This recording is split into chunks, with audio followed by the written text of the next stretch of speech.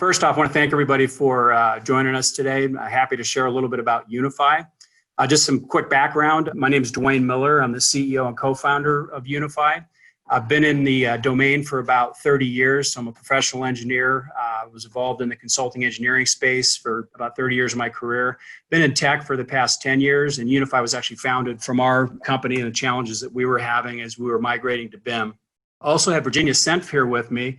Virginia is our president and COO. She came to us from Gartner. She's been involved with startups in the software space for her entire career. So happy to talk to you today. The construction industry has really been moving towards a digital-based domain. And UNIFI is a cloud-based digital logistics platform for virtual assets deployed in the domain. And one of the easy ways to really understand it is to think Amazon for consumer product logistics. We serve a similar function in construction tech as a data platform for virtual assets and products. So what are virtual assets? Well, they're really the digital versions of objects and materials that exist in the real world and collectively make up a building. They include geometry and data. They're deployed in 3D models, really within 3D visual databases to represent real objects and materials, such as equipment, steel, concrete, furniture, drywall, carpet, and similar. And with the millions of virtual assets that have been invested in, created, and developed by architects, engineers, contractors, owners, and building product manufacturers, searching, sharing, organizing, distributing, versioning, administering, as well as the data side with regard to structure, governance, and analytics are all challenges that we look to address with our platform. And it used to be that we would architect, engineer, design, then build. Now, rather than simply designing the building, we build the building virtually prior to physical construction. So the virtual assets are critical to support that virtual build and ensuring that the assets and the associated data migrate from design to build to operate is the primary purpose of UNIFI. And we do this by really enabling stakeholder engagement and fluid data collaboration for all of the building lifecycle stakeholders. That's the architects, engineers, contractors, owners, and building product manufacturers who all need to work with the virtual assets in their respective roles. So what's the real challenge? And it really comes down to productivity. If you look at what's happened with productivity over the past 4 decades or so, particularly in this construction domain, we've seen that productivity has actually been trending down. One of the big reasons for that is building complexity. If you look at a building 20 or 30 years ago versus a building today, complexity of the facilities have really increased exponentially. The other thing that we see is that there's a lot of new technology that's come out, and a lot of that technology has been layered into legacy workflows, and there's some real challenges around that. Lastly, we see that there's a technology gap.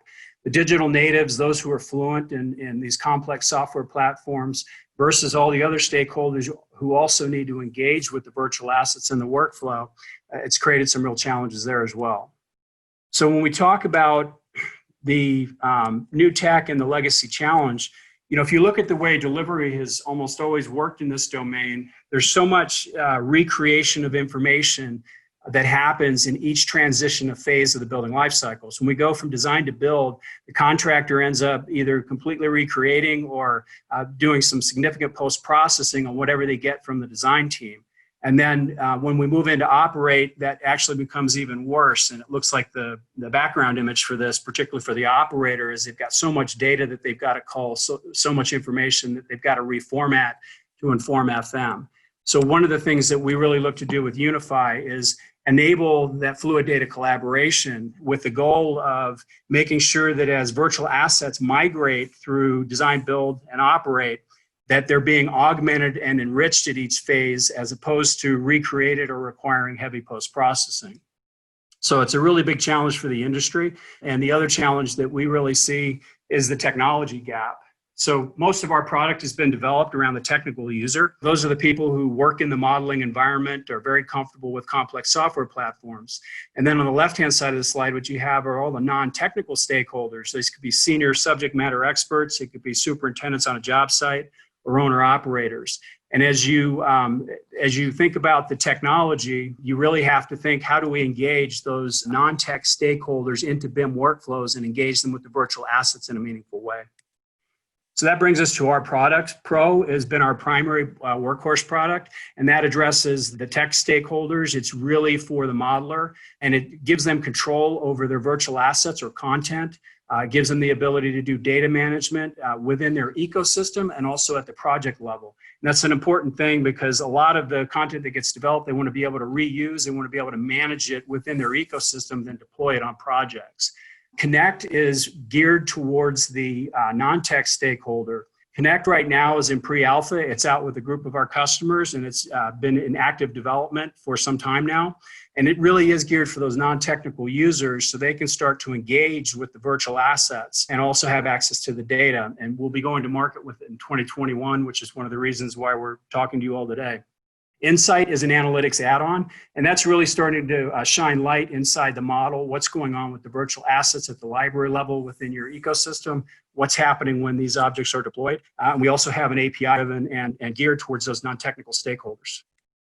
So when we look at the total market opportunity, Autodesk has said that in about 2023, they expect the AEC market to be about a $60 billion market. That's comprised of about 29 million design and construction stakeholders, 11 million in the AE, about 18 million in the contractor space. And then for the owner space, which is another big customer that we see, we work with quite a few owners who have large prototypical assets or virtual asset sets that they need to manage. And we see that TAM in the 500,000 range.